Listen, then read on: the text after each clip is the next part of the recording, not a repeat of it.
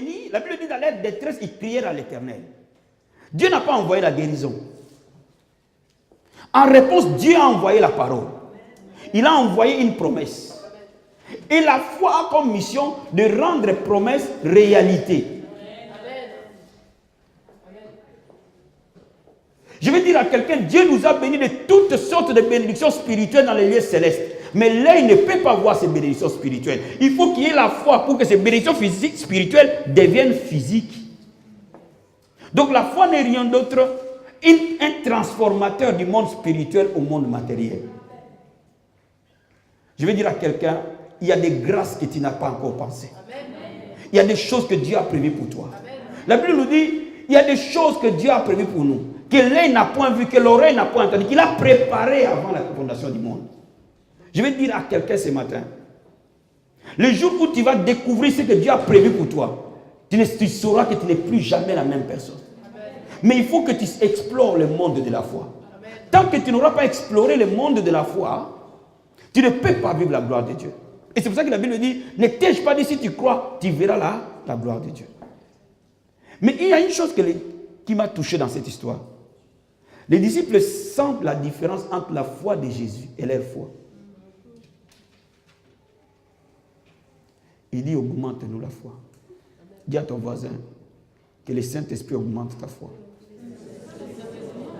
Dis-lui que le Saint-Esprit augmente ta foi. Dis-lui plus fort que le Saint-Esprit augmente ta foi.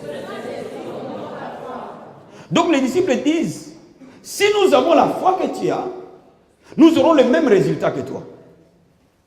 Donc, augmente-nous simplement la foi. Mais Jésus en réponse, il dit, si vous aviez la foi, comme un grain de sénévé. C'est comme s'il n'a pas répondu à la question. Mais s'il a répondu à la question. Il leur montrait par là que la foi est une sémence. Et si vous apprenez à planter cette sémence, elle transporterait les montagnes.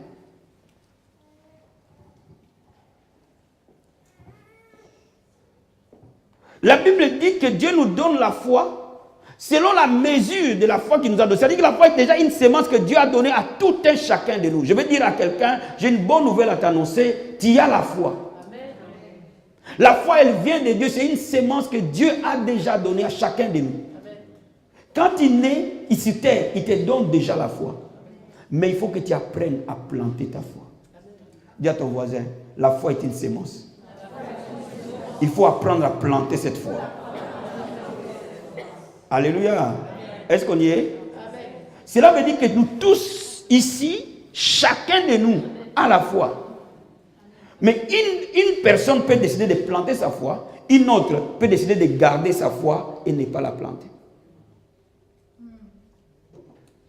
Et quand vous plantez votre foi, elle va devenir un arbre. Elle va pousser des branches. Même les oiseaux venant habiter sous ces branches. Cela veut dire que quand la foi elle est plantée, non seulement elle va vous porter vous-même, mais elle va porter toute personne qui rentre en contact avec vous. Non seulement qu'elle va vous couvrir vous-même, mais elle va couvrir les besoins de toute personne qui vient en contact avec vous. Mais à condition de savoir planter ta foi. Lorsque tu sais planter ta foi, tu récolteras la guérison. Lorsque tu sais planter ta foi, tu récolteras les miracles. Lorsque tu veux planter la foi, tu récolteras la délivrance. Il n'y a pas un seul domaine que la foi ne répond jamais. Dis à ton voisin, ma foi suffit. Ma foi suffit. La foi est la réponse de Dieu à mes problèmes. Plus fort, la foi est la provision de Dieu à mes problèmes. Mais avant maintenant qu'on voit comment cette sémence elle fonctionne, je vais vous amener dans la Bible, dans une histoire similaire. Amen. Regardons Genèse. Chapitre 26.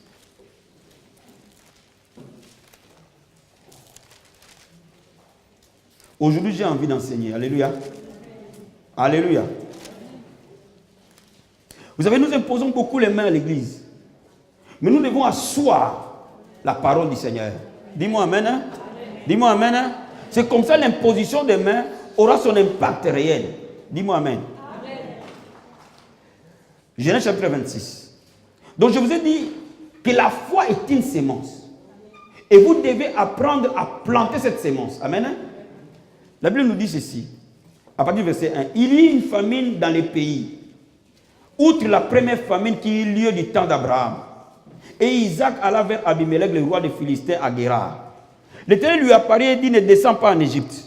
Demeure dans les pays que je te dirai. Séjourne dans ces pays-ci, je serai avec toi et je te bénirai. Et je donnerai toutes ces contrées à toi et à ta postérité, et je tiendrai les serments que j'ai fait à Abraham, ton père. Je multiplierai ta postérité comme les étoiles du ciel. Je donnerai à ta postérité toutes ces contrées, et toutes les nations de la terre seront bénies en ta postérité. Amen. Hein? Parce qu'Abraham a obéi à ma voix et qu'il a observé mes ordres, mes commandements, mes statuts et mes lois. Verset 12. Isaac s'aima dans ces pays. Et il recueillit cette année les centiples car l'Éternel les bénit. Cet homme devient riche et il alla s'enrichissant de plus en plus jusqu'à ce qu'il devienne fort riche. Verset 16. Abimelech dit à Isaac, va-t'en de chez nous, car tu es beaucoup plus puissant que nous. Amen. Hein? Maintenant, je vais interpréter ce passage pas en termes de prospérité, mais en termes de principes spirituels. Amen. Hein?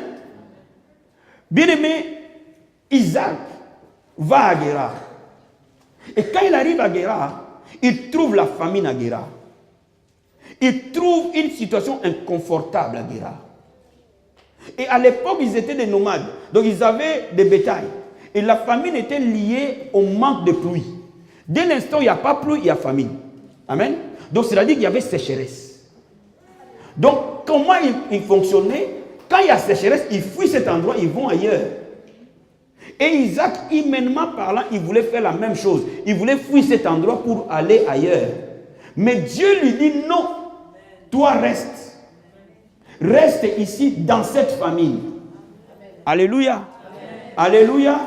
Alléluia. Donc cela veut dire qu'Isaac, humainement parlant, il n'avait pas la solution à son problème. Mais parce que Dieu a dit, Isaac crut à Dieu et resta à cet endroit-là. Bien, mais je vais dire à quelqu'un, Dieu ne tient pas compte de la réalité que tu vis. Dieu tient compte de la vérité qu'il a pour toi. Et c'est cette vérité qu'il va t'annoncer.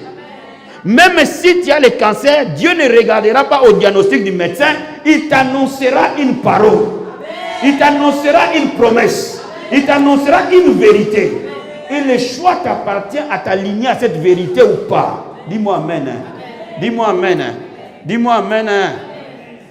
Et Dieu a annoncé une vérité à Isaac. Il dit, reste ici, là.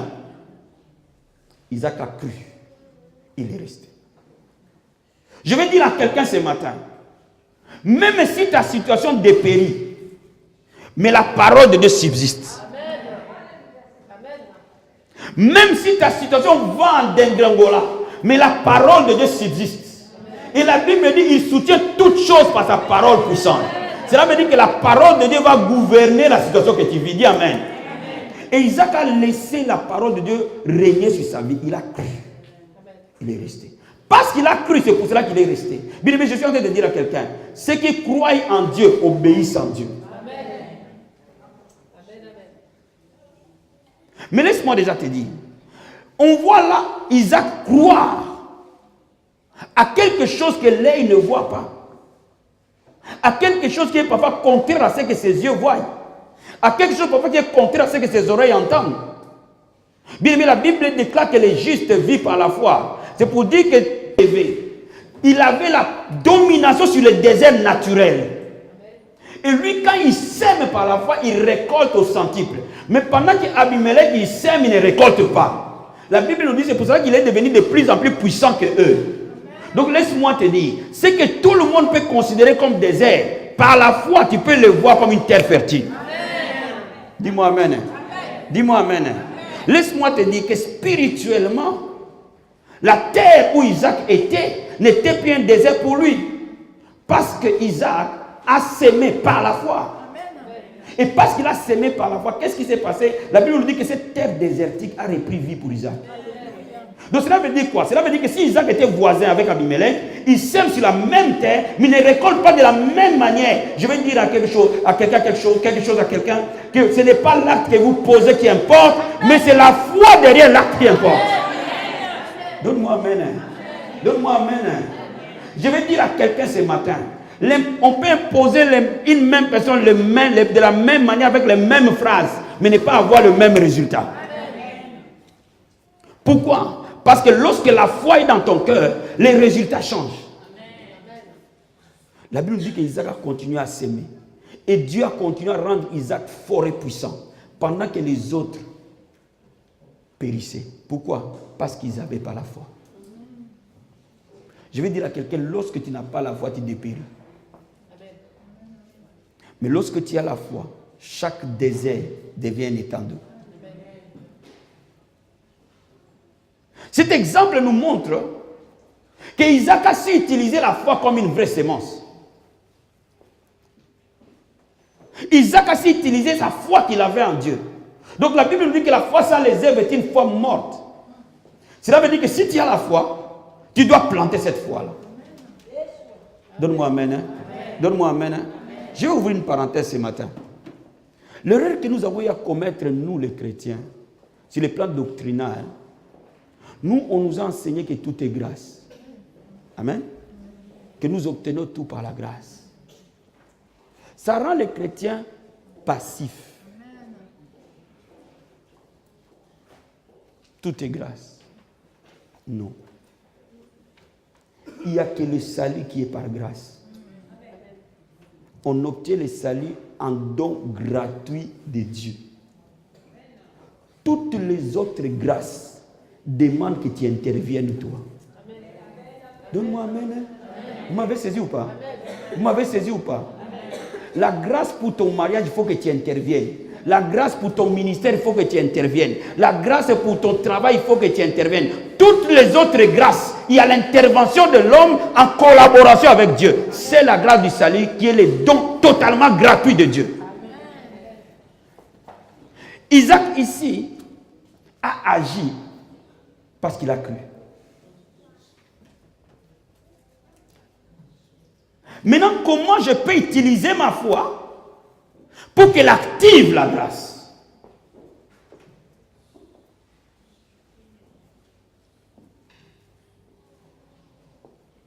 Si je m'assois et à ne rien faire, parce que simplement j'ai l'église, l'église ne se remplira pas. Les âmes ne seront pas sauvées. Si tu t'assois avec un grand diplôme, en train d'attendre que Dieu envoie par grâce le travail, j'ai une bonne nouvelle à t'annoncer, le travail ne viendra pas. Mais si tu t'assois en disant Dieu enverra un homme par grâce, ma soeur, je peux te garantir que tu auras 48 ans, l'homme ne viendra pas.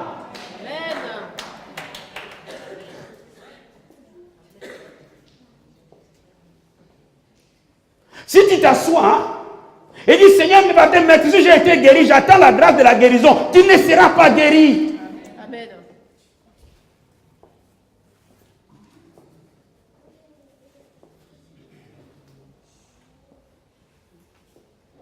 Je vais annoncer à quelqu'un ce matin. Les gens de foi ne s'assoient pas. Amen. Les gens de foi bougent. Amen. Vous savez, quand Goliath était en face de David, et quand Goliath a commencé à avancer pour tuer David, David ne s'est pas assis. David a couru vers Goliath et en lui parlant, il dit, cet incirconcis a osé insulter l'armée de l'Éternel. Aujourd'hui, je couperai ta tête. Laisse-moi te dire, la foi rend l'homme actif. Amen. Amen. Si Dieu t'a donné une belle voix, et tu dis, Seigneur, je serai élevé par grâce, bien aimé, il faut que tu t'assoies et que tu travailles sur cette grâce-là. C'est ainsi que tu créeras des CD et le monde sera béni par ça. Amen.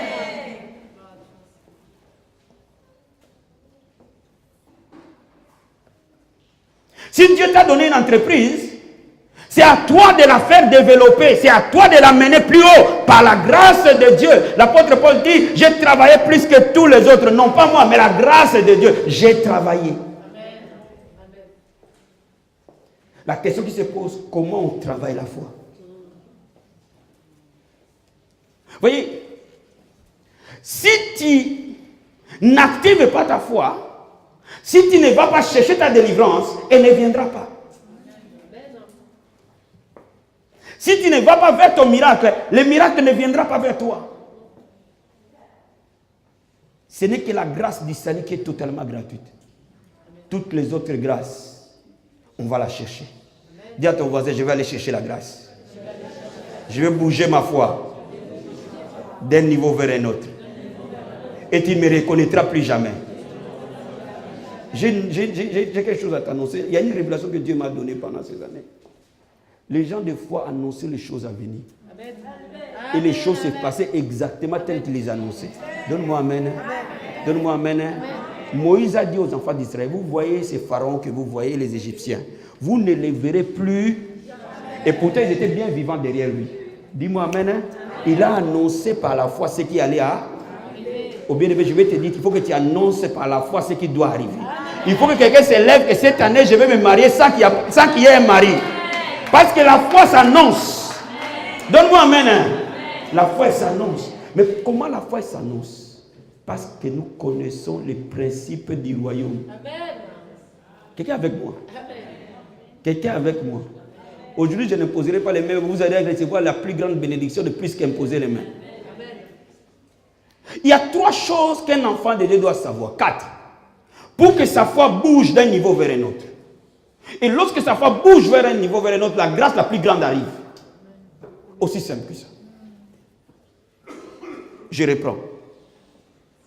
Lorsque ma foi bouge d'un point A à un point 2, la grâce du point 2 m'arrive. Et je peux décider de partir du point 1 au point 2, du point 2 au point 3, du point 3 au point 4, ainsi de suite. Mais comment je fais pour que la foi bouge d'un niveau vers un autre? La première des choses, je dois comprendre que la foi est rattachée au désir.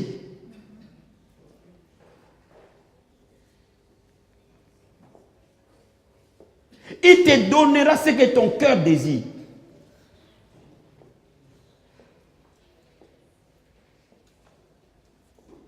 Tant que vous n'avez pas un désir, la foi ne s'élève pas. Vous devez avoir un désir brûlant de voir les choses changer. Vous savez, Élie avait un désir de voir son Dieu être honoré. Il était fatigué de voir les prophètes de Baal régner là où Jésus devait être régné. Il avait le désir de rebâtir la place de Dieu dans la vie de la société. Et ainsi, Élie pouvait se lever et annoncer aux prophètes de Baal, aujourd'hui là, mon Dieu répondra par le feu.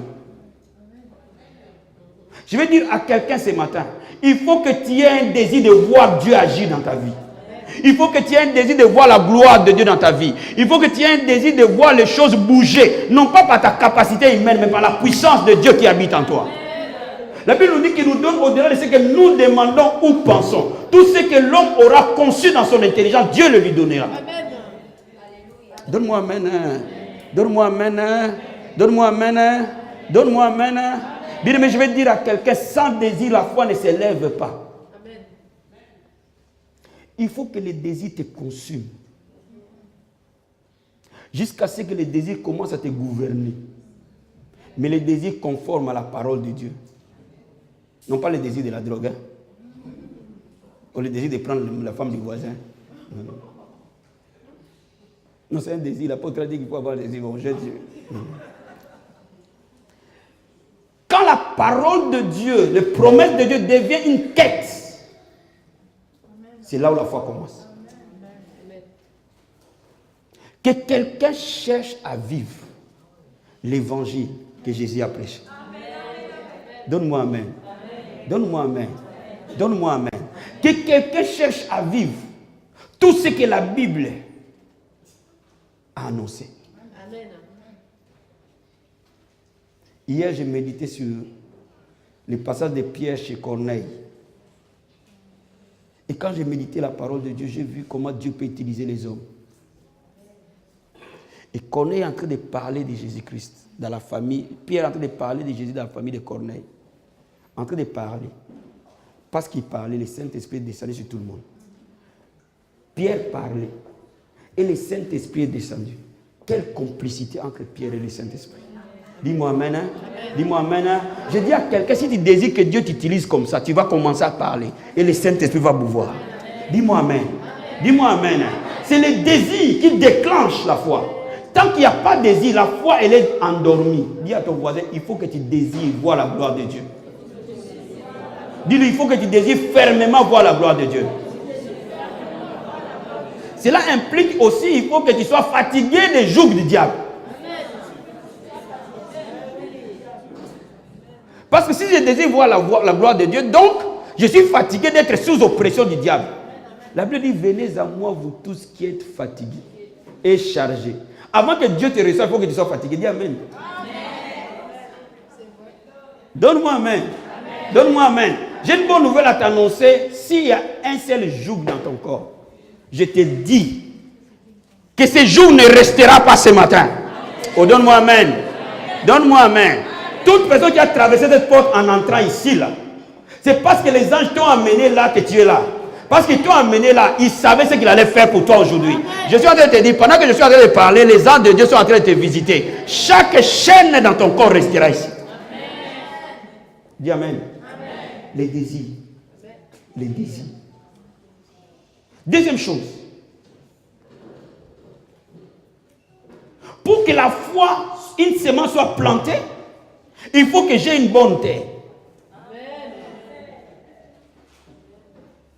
La bonne terre, c'est mon cœur. L'état de mon cœur. Dis à ton voisin, quel est l'état de ton cœur? Quel est l'état de ton cœur? Cela veut dire qu'il faut que tu décides d'enlever les soucis de la vie. Les soucis de la vie étouffent la foi. Il faut que tu enlèves de ton cœur la haine. La haine étouffe la foi.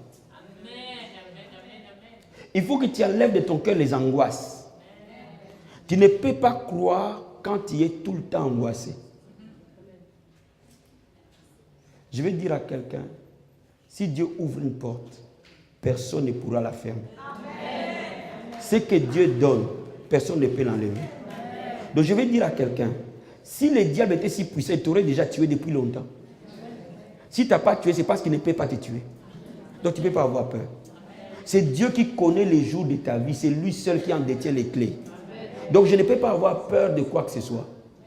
Je dis à quelqu'un, tu feras les jours que Dieu a écrits dans les livres de vie pour toi. Tu ne mourras jamais avant cela. Et si tu es même fatigué de ces jours-là, tu peux lui demander des petits rallonges, quoi. De 15 ans, de 10 ans. Qui comprend ce que je dis? Qui comprend ce que je dis? Non, vous ne m'avez pas compris. Vous ne m'avez pas compris. Je dis que tu vivras les jours que Dieu a écrit que tu vas vivre. Mais si tu es assez gourmand de ces jours-là, tu peux demander que Dieu rajoute un peu. Ézéchias a demandé qu'on lui rajoute un tout petit peu et on lui a donné 15 ans. Dis-moi amen. Hein? Dis-moi amen. Dis-moi amen. Dis-moi amen. Mais personne de la vie abondante ne sera enterré avant son temps.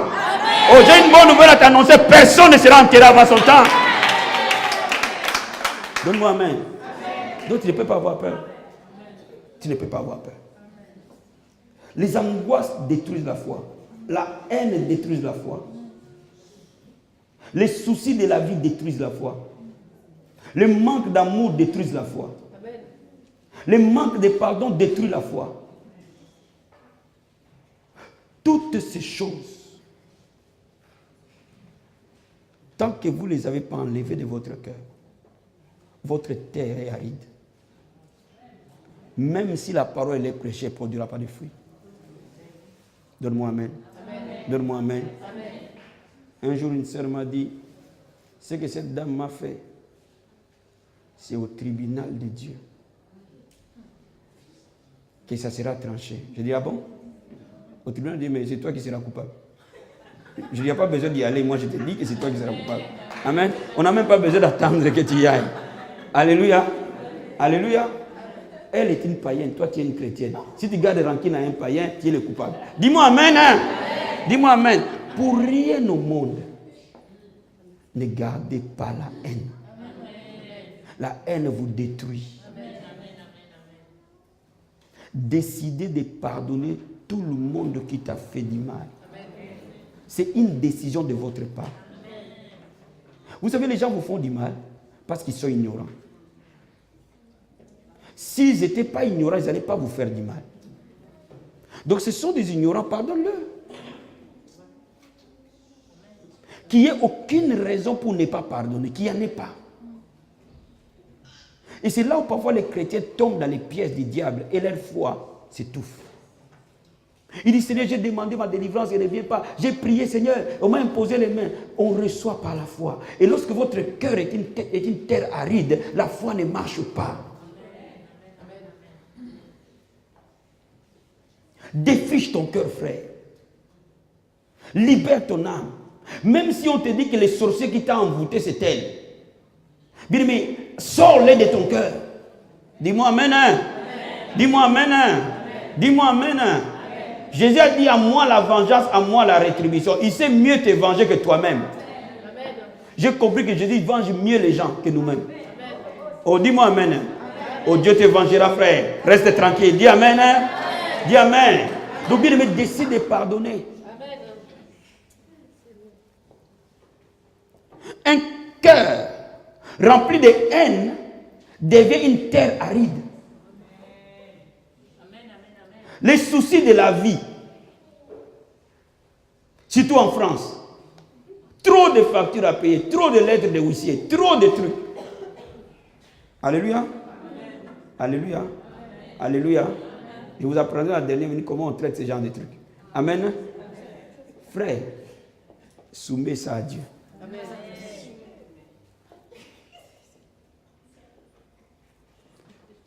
Dis à ton voisin, ne t'inquiète de rien. Dieu va s'en occuper. Dis, ne t'inquiète de rien. Dieu va s'en occuper. Donc dis-lui plus fort, ne t'inquiète de rien. Dieu va s'en occuper. Vous savez, il y a des gens ici, si on devait donner des prix Nobel des soucis, on leur donne les titres prix Nobel des soucis. Mais laisse-moi t'annoncer les 10 choses que le prix Nobel des soucis va t'amener les cheveux blancs, c'est tout. Amen, amen. Amen, amen. Amen, amen. Et des rides avant les temps. C'est tout ce que ça va t'amener. Ça n'ajoutera rien d'autre de bon.